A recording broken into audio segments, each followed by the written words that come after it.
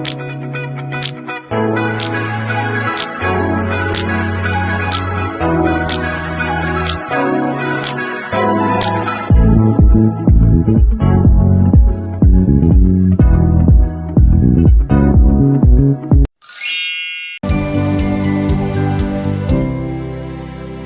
we're dealing one of the particular issues that we've been handling over the African and African American and Afro-Caribbean community. So really, it's an exciting show. Our show topics center around the importance of strengthening the bond between these three communities. And as you all will know, we also are going to be looking deeply into the state of our marriages and raising children in these communities. Before we always do everything here at Prayer Talk, we present things to God Almighty. I'm going to go ahead and call on our brother, Minister Cortez Mack, to please lead us in opening prayer. Oh, gracious God, we thank you for bringing us together, God. We thank you for allowing us the opportunity, God, to fellowship once again. God, we thank you for who you are in our lives, God. We ask you to bless our communication, God. Allow us to be open-minded, God. We ask that everyone who speaks of wisdom and impartation. God, help us grow and help us learn. And this is our prayer in Jesus' name, amen. Amen. Thank you very much for that wonderful prayer, Minister Cortez. Today we have Reverend Dr. Agoram Dike. He is the president and founder of the Caribbean and African Faith-Based Leadership Conference that are dedicating their services to promoting transformational leadership and economic development throughout the faith-based partnerships that they formulate, which includes also the White House. Let us welcome Dr. Reverend Agoram Dike today. You're in the house, right? I am here. Awesome. Okay, next we are going to, of course, the gentleman that you just also met a few minutes ago, Minister Cortez Mack, is one of our wonderful returning guest panelists. He is the founder and CEO of JKBU Productions, which stands for Jesus Keeps Blessing Us Productions, Inc. It is a Christian-based production company. He's a loving husband, father, and servant of God in various ministry outreaches in Chicago, here with me in Chicago, Illinois. Welcome again, and thank you so much for that wonderful opening prayer, Minister Cortez Mack. Yes, ma'am. Appreciate the being on board. I appreciate the sentiments. Thank you. Awesome. And joining us next, all the way hailing from Zambia, and I will literally ask everybody to help me clap for him. He's joining us, actually logging on from Zambia, all the way from Zambia in Africa, and he's a Rhodes graduate. He's an economist, Mr. Munyamba Mutwale, who specializes in financial markets, digital economics, and applies economics. Very well genius, I call him, from Africa. It takes a village to raise a kid. So he has not only just working with his nephews and nieces, but he has a wonderful economic model that he's working with that I love so much. And we'll definitely talk more on our next show, future show, not next one. But he has a model where he hires, he goes into the inner city and really take the children, get mentors and match them with mentor, and also apply his economic model to help them get not only educated, but also get the adequate skills that they will need to become somebody, whether it actually tests them to see if they want to go to school, and versus those who wants to do entrepreneurship, and also those who are already graduates. So it's really a beautiful model, and I thank you so much for joining us today. I would love to hear more from you as we move on to. So thank you, Munyamba Mutwale, joining us all the way from Zambia. Thank you very much. I'm almost shy when it comes to that, but thank you so much. Don't worry, I'm not shy. I will definitely get you out. And next is our sister Felicity, Dr. Felicity Joy. She's an activist and advocate for all things matter to Black people or African community. She's the star of her three talk show hosts. She's one of the hosts for Simple Felicity, the DAG Show, and also Black Conservative Female, all of which can be followed up on her Facebook. She's also a wonderful mother and have raised beautiful teenagers. Welcome on board, Dr. Felicity Joy. It's great to be back with you all. I'm glad I got in the car in time. We're so glad you can join us. Thank you so much for nice that. Nice to see Cortez again. Hello, Minister Matt. Okay, great. Please help me give a warm welcome to all of these wonderful panelists, most of whom are returning champions for us here at Prayer Talk. So let's go ahead and start with the questions. Brother Cortez Mack, from your point of view, what are some of the strengths, or what are some of the stereotypes, okay? And then back it up with positive, because that's what we're here on this show for, with the strengths that you could think are when you think about African Americans, someone calling you an African American as you have raised your hand. What are the stereotypes that really irks you when you hear that? Oh my goodness, I had to go first. Ain't that something? It's all good though, but you know, the beauty of the unfortunate stereotypes is that, you know, is somewhat seem like we just had this conversation in my other marriage group, so I'm kind of like on a different page about it. And it's that the fact that it just seemed like we have adopted the mantra or saying of happy wife, happy life. And we kind of define that as it really don't make no sense, because none of that is scripturally based. But I understand where it comes from, is that we've been conditioned and taught to believe that I don't want to make nobody mad, because I have a habit of doing that sometimes. That the marriage is just about the wife and a woman. And we tend to neglect the man in it if he doesn't do exactly what the wife want us to do. I see. And therefore it draws the wedges. And unfortunately, most men don't realize, and I was a part of it, we don't realize how much we give up after we say I do. Because before we go to the altar, we're conditioned to believe that we're here to make the wife happy, and once she's happy, everything else falls in place. But really, it doesn't. Okay. So we tend to give up our leadership, our all these things in order to make, I'm talking about as a man, and then we spend years trying to get it back. This authority figure or this headship, this husbandship. But most of that comes from, and I'm gonna just use this one scripture that I've learned, Deuteronomy 24:5, which tells us that once a man gets a wife, he's supposed to spend a year getting to know her. I see. But unfortunately, after we get married, we don't go into that process of learning each other. We go right back to normal. So you said it was Deuteronomy. I mean, that's unfortunate. 24:5. 24:5. Okay, sounds good.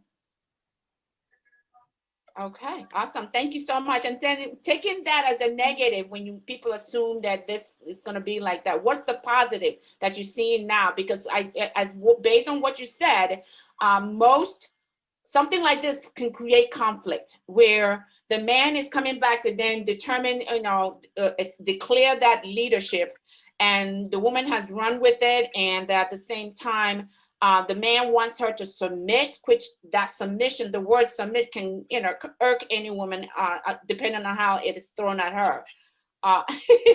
What's the strength that you have find that we can resolve this kind of issue? The only strength that I've known, and it's many others, but I've come to is that once we learn how to be honest with each other and set aside our emotions and learn how to have them hard conversations and deal with it, and learn how to pray and pray God to give us wisdom to get away from our emotions and into the submission part, because the Bible tells us submit ourselves one to another and fear the Lord. And that's the way we're supposed to get back to as a husband and wife. And there's many examples out there. I sometimes think I'm an example. Me and my wife, we think we're an example sometimes, but to some people we're not, but we still strive. And I think the greatest positive in marriage is when the two couples still decide to stay married, fight for their marriage, for the sake of the covenant that they made towards each other. Right, and to God, right. Exactly. Okay, thank you so much for that. Let me go ahead and bring Dr. Goram DK also into the conversation. I know you're not married. He's a beautiful, handsome bachelor, y'all. But in terms of stereotype that you hear a lot from the perspective of as an African, and also to you share as an African, and you can help me identify African and also Afro-Caribbean. What are the stereotypes that you've been hearing within the community that can irk you or make somebody upset? First of all, let me thank you for inviting me here, and I want to just quickly acknowledge. Can you increase your speaker, please? I don't know if it's only me. I'm not hearing you very well. Can you all hear me very well? Can you hear me now? It's a little bit faint. Is it better now? Much better. Okay, so I guess I don't need that. Okay, so let me thank you for inviting me again and to acknowledge Prince Anthony Dike, who is logging in from Nigeria, my brother and friend.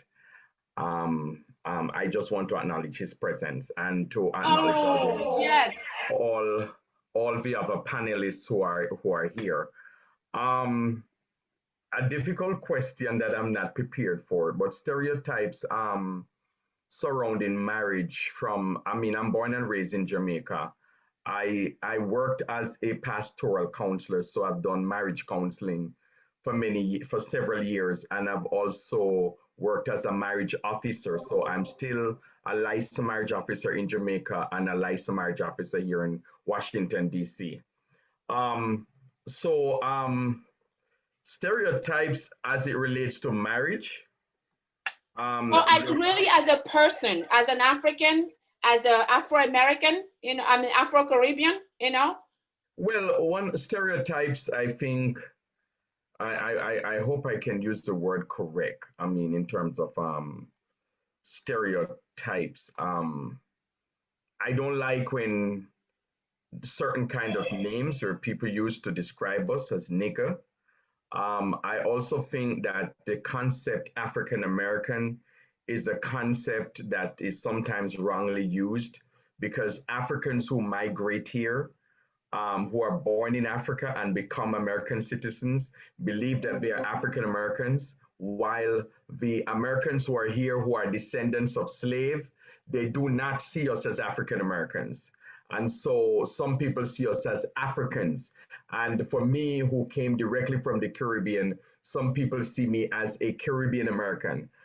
Because I'm connected to both by parentage, one of the confusions that I come across a lot is like some people say you're not African, you're Caribbean. And some say you're Caribbean, you're not African, you're Jamaican, you're not, So you come across that. And so I think generally the multicultural Black community failed to see that once our roots are in Africa, that we are all Africans. We are all Africans by heritage, all Africans by descendant. I had a problem one time, and I just mentioned it quickly. I was in a White House meeting where they were trying to create a policy for FEMA, and they wanted to make the policy more inclusive so that most of us people of color could be represented. And at that time, it was about 5 years ago, I had a problem with them calling Caribbean Americans African Americans. Because, African Americans, Caribbean Americans.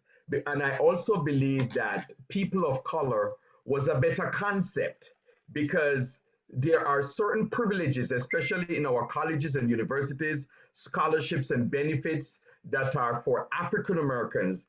And those of us that are not born here, when these privileges are issued, we are not fully classified as African Americans. So I think that concept generally does not represent all of us as a diaspora. And so that is just my feedback on the on that. Okay. For now. Yes. Thank you very much. Let me go to Dr. Felicity Joy. To you, and as far as I am concerned, based on what Dr. DK said, Personally, I consider all three as Africans. And I think it would solve the issue that Dr. DK raised if we are being classified as Africans. But then again, there's a lot of people who are born in America that don't see themselves as Africans. And of course, everybody has the right to think however, or identify themselves as however, which was why I asked the question I did earlier.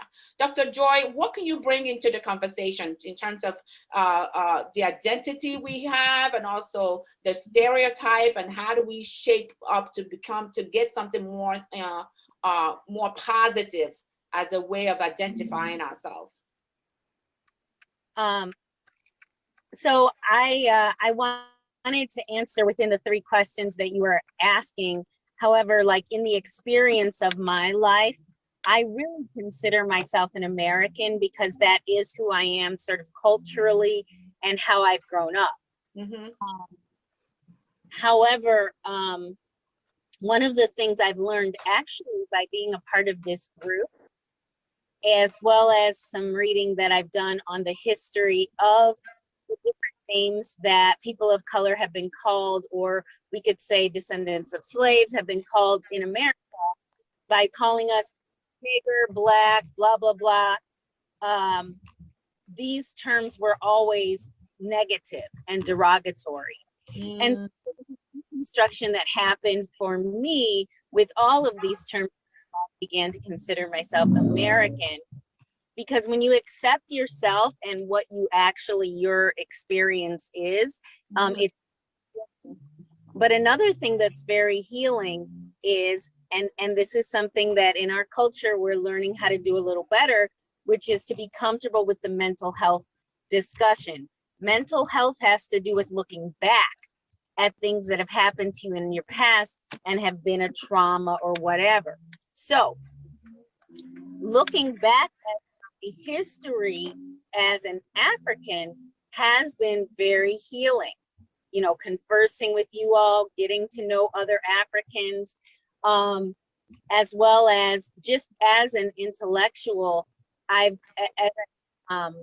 been exposed to other African intellectuals, as well as you could say African American intellectuals. We have a unique way of thinking, and it's very powerful.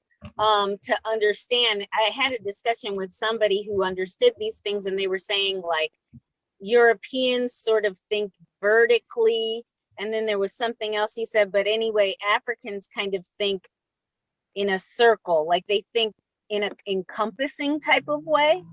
And so we have a very specific way of viewing things intellectually. So anyway, claiming those parts of ourselves, I think is very healing and helps us to understand who we are in a better way.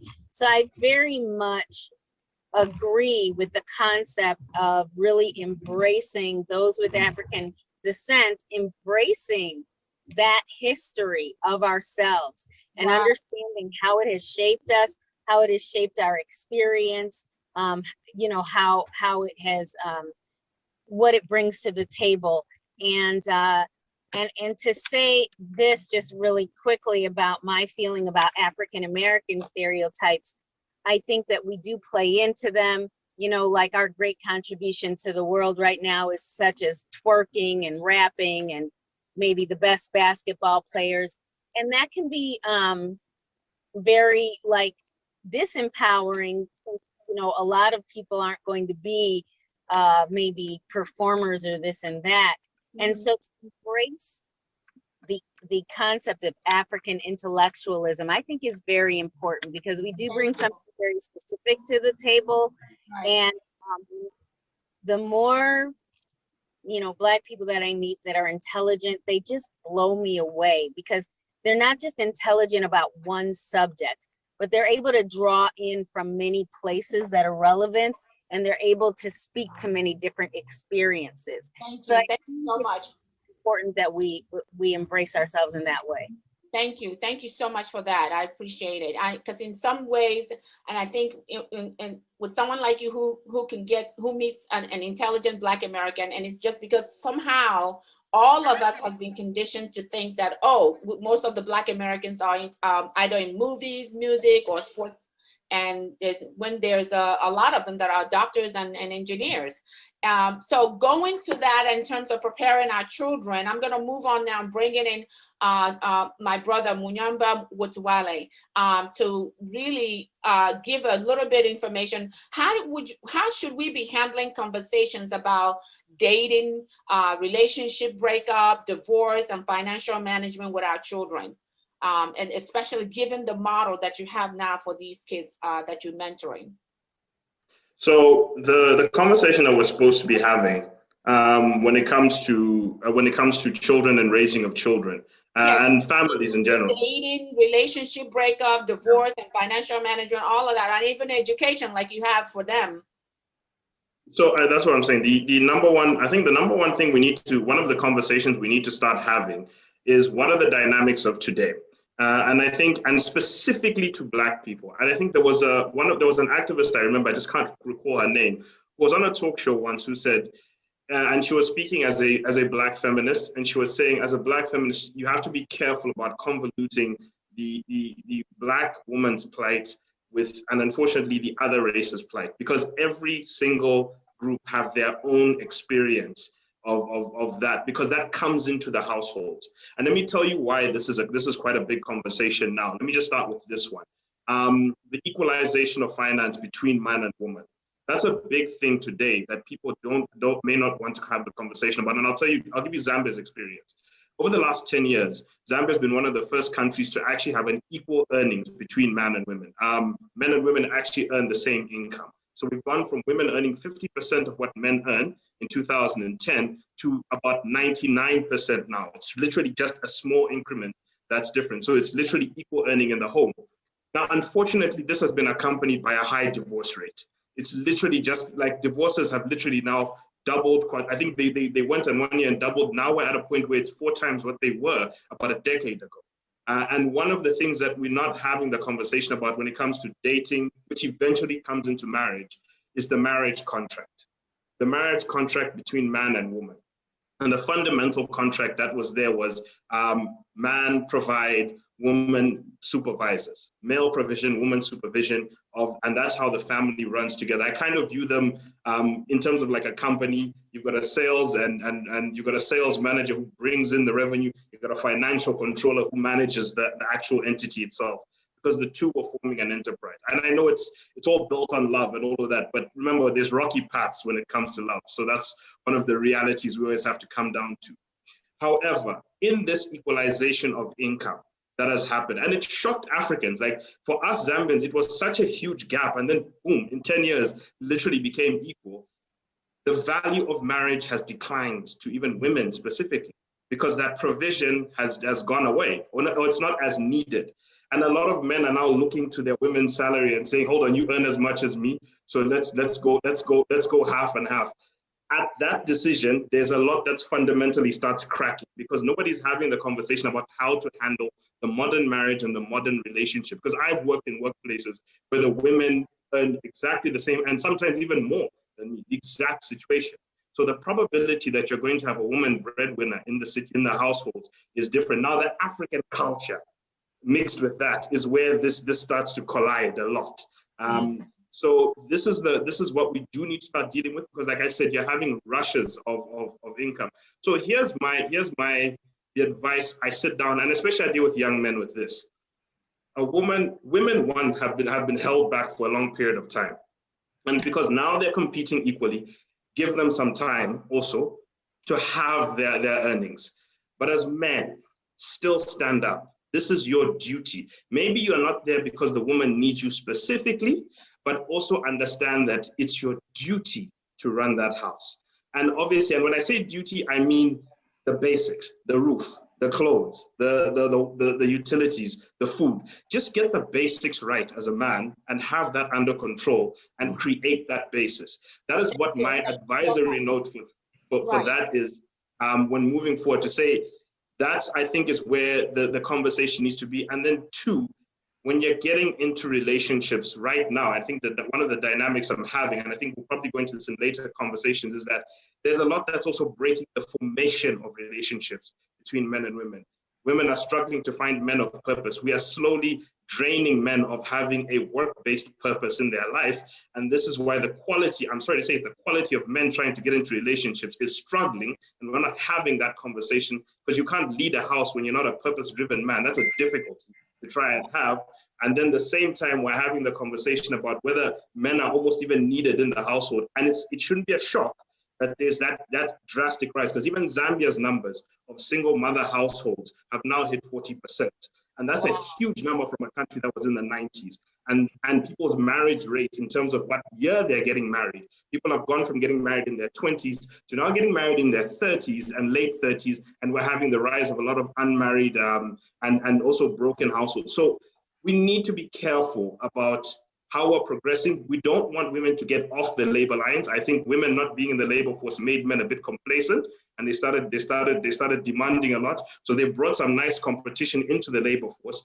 But we need to manage how we're going to come together still as couples and form families. Because I can tell you this finally, a man who cannot provide and does not have that authority financially over his household is pretty much is going to be a menace to his home and potentially a menace to society if he does not have that manly authority over that. But it doesn't mean that we have to subjugate women. Thank you so much. I think that goes back to what Minister Cortez Mack actually started us the conversation on, in that most of the time the men are have taken the back seat for a little while, and the woman is running it all up, and including job wise and bringing money for the family. And in most cases, the woman is the one who will first, no matter where you go in the world, women tend to be the first to get a job. So it makes it kind of hard. So anyway, thank you so much for that. Can I jump in on that one?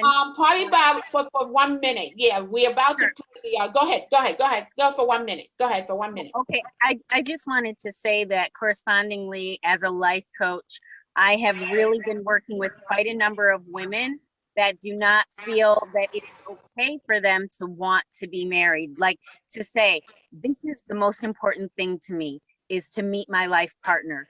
Many women do not feel comfortable saying that. And so that there is a societal pressure as well that is being put when we're made to compete financially. There's also a way that we begin to think that we need to compete in that kind of a way as well. And we're really beginning to deny the core of who we are and how God made us. So I just wanted to throw that in. Okay, thank you so much. I appreciate that. We're going to go ahead and now and prepare for our special guest appearance. We'll continue with the relationship between finding the alliance and unity between the three communities once we also have Ms. Perez, present that and talk more about that with us. I will go ahead now and share the trailer of her movie before we get her on board, okay? A long time ago, in the land of warm waters, there lived two brothers born of the same mother. They grew up inseparable until one day one of the brothers disappeared. And no matter how hard the villagers searched, he could not be found. And then one day, in a distant land of cold winters, the daughter of one brother walked towards the daughter of the other. With every step, they drew closer, until finally they walked past each other, like masked strangers, one never noticing the other.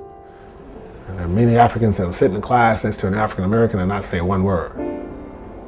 Not one word for the whole class. There may be two people of color in that class, one African and one African American, and they will not look at each other. For fear of what? And then that's the blame game that I feel that. Well, let me finish. Yeah, I'm gonna let you finish. I was called African booty scratcher I don't know how many times. I'm not even sure what an African booty scratcher is. I don't know if it's a stick you scratch your back with. I have no idea, but it's a term we've been calling each other since we've been children. Typically, the darker you are, you tend to be called that term. If you're taught that everything that is black is to be despised, then I really hate the reflection, not in white people, but in black people, because you remind me of my nothingness. You know who I am because I know who I am. And I know where I came from. And I know where I'm going. It's perfect Sankofa. And so without further ado, as you guys saw the trailer for Bound, although it says coming soon, it's already out. So please, you can actually get it on Amazon. You can also get it on via YouTube and be able to view it.